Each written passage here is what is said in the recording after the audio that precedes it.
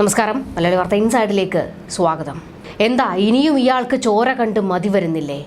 ഭരണകക്ഷിയുടെ bomb നിർമ്മാണശാലകൾ തെരഞ്ഞു കണ്ടുപിടിക്കേണ്ട അവസ്ഥ police സേനയ്ക്കുണ്ടാവുക അസാധാരണമല്ലേ? ഈ ഭരണത്തോട് വെറുപ്പെന്ന് പറഞ്ഞാൽ കട്ട വെറുപ്പ്.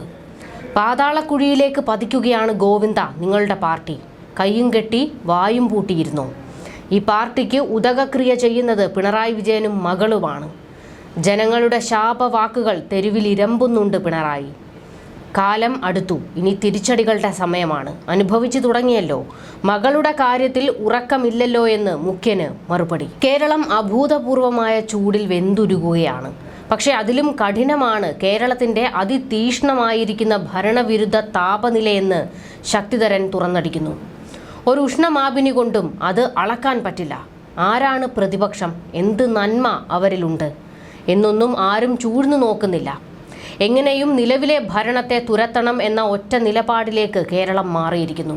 ഇങ്ങനെ ഒരു സാഹചര്യം മുമ്പ് ഒരിക്കലും കേരളത്തിൽ കണ്ടിട്ടില്ല.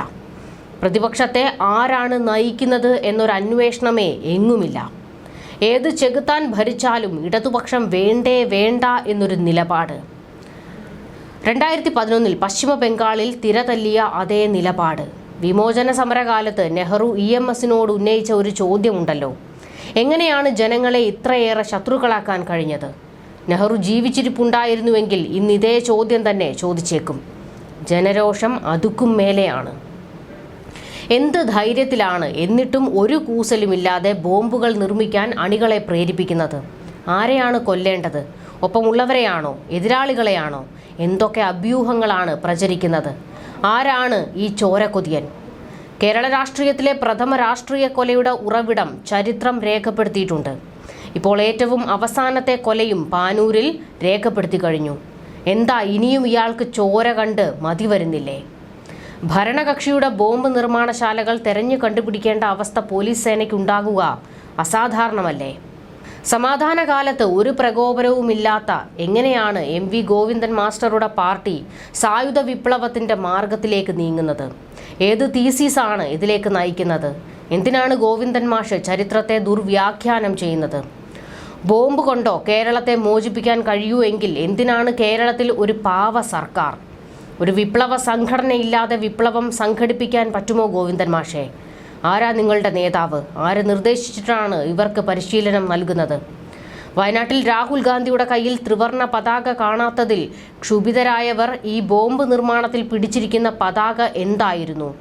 പാക് പതാക പിടിപ്പിക്കും, പാക് ചാരൻ എന്ന് വിളിപ്പിക്കും എന്നത് നടക്കാത്തതുകൊണ്ടാണോ ബോംബിന്റെ പുകിൽ? കേരളം എങ്ങനെ ചിന്തിക്കുന്നുവെന്ന് കാണുന്നില്ലേ? ഏതെങ്കിലും ഒരു നാവിൽ നിന്ന് ഒരാളെങ്കിലും പരസ്യമായി വിളിച്ചു പറയുന്നുണ്ടോ ഇടതുപക്ഷ ഭരണം വേണമെന്ന്? ഈ ഭരണത്തോട് വെറുപ്പ് എന്ന് പറഞ്ഞാൽ കട്ട വെറുപ്പ്. ഒരു ഓട്ടോറിക്ഷയിൽ കയറി നോക്കൂ. ഏതെങ്കിലും കടത്തിണ്ണയിൽ ചൂടിൻ്റെ കാഠിന്യം സഹിക്കാനാകാതെ കയറി നിന്നു നോക്കൂ. അവരെല്ലാം ശപിക്കുന്നത് കേരള ഭരണത്തെയാണ്. മുഖ്യമന്ത്രിക്ക് RSSുമായുള്ള രഹസ്യ ബാന്ധവത്തെയാണ്. ഇടതുപക്ഷ ചേരിക്കാരായ വോട്ടർമാർ പോലും തങ്ങൾ വോട്ട് കൊടുക്കുന്നത് ഇടതുപക്ഷത്തിനല്ല എന്ന് പരസ്യമായി പറയുന്ന ഒരു കാലം ആരെങ്കിലും പ്രതീക്ഷിച്ചിട്ടുണ്ടോ? ഇവരെ CPMന് എന്നെങ്കിലും വീണ്ടെടുക്കാൻ കഴിയുമെന്ന് പാർട്ടി പ്രതീക്ഷിക്കുന്നുണ്ടോ? സാധ്യമല്ല. പാതാളത്തിലേക്ക് പതിച്ചുകൊണ്ടിരിക്കുന്നു എന്നതാണ് വാസ്തവം. ഇതായിരുന്നു ശക്തിധരൻ വെട്ടിത്തുറന്ന് പറഞ്ഞത്. ശക്തമായ വാക്കുകളാണ് ഉണ്ടായിരിക്കുന്നത്. കേരളത്തിൽ ഭരണവിരുദ്ധ വികാരം അങ്ങേയറ്റം മൂർധന്യത്തിൽ നിൽക്കുകയാണ്. പിണറായി വിജയൻ ഭരണത്തോട് അത്ര വെറുപ്പാണ് ജനങ്ങൾക്കിപ്പോൾ. അതുതന്നെയാണ് ശക്തിധരനും തുറന്നടിക്കുന്നത്. ഇതിനിടെ പാനൂരിൽ പൊട്ടിയ ബോംബ് ശൈലജയുടെ ചങ്കത്തിട്ടു കൊണ്ടുവന്ന ചർച്ചയാണ് കൊഴുക്കുന്നത്. ബോംബ് പൊട്ടി CPM പ്രവർത്തകൻ മരിച്ചതോടെ വീണ്ടും കൊലപാതക രാഷ്ട്രീയം വടകര മണ്ഡലത്തിൽ ഇറങ്ങിയിട്ടുണ്ട്. അടുത്ത ദിവസം തന്നെയാണ് ഷാഫി സമാധാന മാർച്ച് നടത്തിയത്. കോവിഡും PPE കിറ്റും നിപ്പയുമെല്ലാമായിരുന്നു അതുവരെ പ്രധാന പ്രചാരണ വിഷയം. ബോംബ് പൊട്ടിയതോടെ ഇത്തരം വിഷയങ്ങളെല്ലാം പിൻവാങ്ങി. വടകരയുടെ സമാധാനമായി UDFന്റെ മുഖ്യ തെരഞ്ഞെടുപ്പ് പ്രചാരണം. വഴിപിഴച്ചു പോയവർ എന്ന് പറഞ്ഞാണ് സ്ഫോടനത്തിൽ ഉൾപ്പെട്ടവരെ ശൈലജ തള്ളിപ്പറഞ്ഞത്. നല്ല പശ്ചാത്തലമുള്ള കുടുംബങ്ങളിൽ നിന്ന് പോലും വഴിപിഴച്ചു പോകുന്ന ചെറുപ്പക്കാരുണ്ട്. സ്ഫോടനത്തിൽ ഉൾപ്പെട്ടവരുടെ കുടുംബം തന്നെ അവരെ തള്ളിപ്പറഞ്ഞു. തനിക്കെതിരെ ഉന്നയിക്കാൻ മറ്റു വിഷയങ്ങളില്ലാത്തതിനാലാണ് UDFന്റെ പ്രചാരണമെന്നും ശൈലജ പറഞ്ഞത്. ശൈലജ ഇങ്ങനെ പറയുമ്പോഴും വടകരയിലെ രക്ഷാപ്രവർത്തനത്തെക്കുറിച്ചും മനുഷ്യത്വത്തെക്കുറിച്ചുമെന്നാണ് മുഖ്യമന്ത്രി പിണറായി വിജയനും പാർട്ടി സംസ്ഥാന സെക്രട്ടറി MV ഗോവിന്ദനും ഒക്കെ സംസാരിച്ചത്. വിഷുവിന് പൊട്ടിക്കാനല്ല ബോംബുണ്ടാക്കിയതെന്ന് എല്ലാവർക്കും അറിയാം. രാഷ്ട്രീയ പ്രതിയോഗികളെ ലക്ഷ്യം വെച്ചാണ് ബോംബ് നിർമ്മിച്ചതെന്ന് കേസുമായി ബന്ധപ്പെട്ട് അറസ്റ്റിലായവരുടെ റിമാൻഡ് റിപ്പോർട്ടിൽ പറയുന്നു. ആരെയാണ് ലക്ഷ്യം വെച്ചതെന്നാണ് ഇനി തെളിയേണ്ടത്. തന്നെയും കോൺഗ്രസ് പ്രവർത്തകരെയും ലക്ഷ്യം വെച്ചാണ് ബോംബ് നിർമ്മിച്ചതെന്ന് തെരഞ്ഞെടുപ്പ് പ്രചാരണ യോഗങ്ങളിലെല്ലാം ഷാഫി പറയുന്നു. കൊലപാതക രാഷ്ട്രീയത്തിന്റെ കയ്പുനീരിന്റെ രുചി വടകരയിലെ CPM-ന് മാറി വരികയായിരുന്നു. മണ്ഡലം തിരിച്ചുപിടിക്കുക എന്നതിനൊപ്പം TP ഫാക്ടർ വടകരയിൽ അസ്തമിച്ചു എന്ന് തെളിയിക്കുക കൂടിയായിരുന്നു CPM-ന്റെ ലക്ഷ്യം. ഷാഫിയുടെ സ്ഥാനാർത്ഥിത്വത്തെ ആദ്യഘട്ടത്തിൽ CPM നിസാരവൽക്കരിച്ചു. പക്ഷേ ഷാഫി പ്രചാരണം തുടങ്ങിയതോടെ ഈസി വാക്ക് ഓവർ നടക്കില്ല എന്ന് CPM-ന് മനസ്സിലായി. ഇതോടെ കേരളത്തിലെ തന്നെ ഏറ്റവും കടുത്ത പോരാട്ടം നടക്കുന്ന മണ്ഡലമായി വടകര മാറുകയാണ്. ഇതിനിടെയാണ് ബോംബ് പൊട്ടിയത്.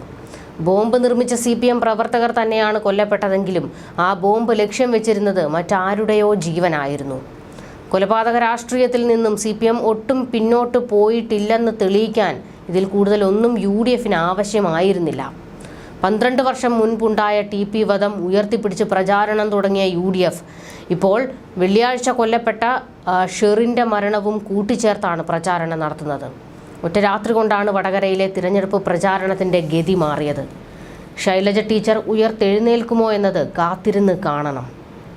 ന്യൂസ് ഡെസ്ക് മലയാളി വാർത്ത ഇൻസൈഡ്.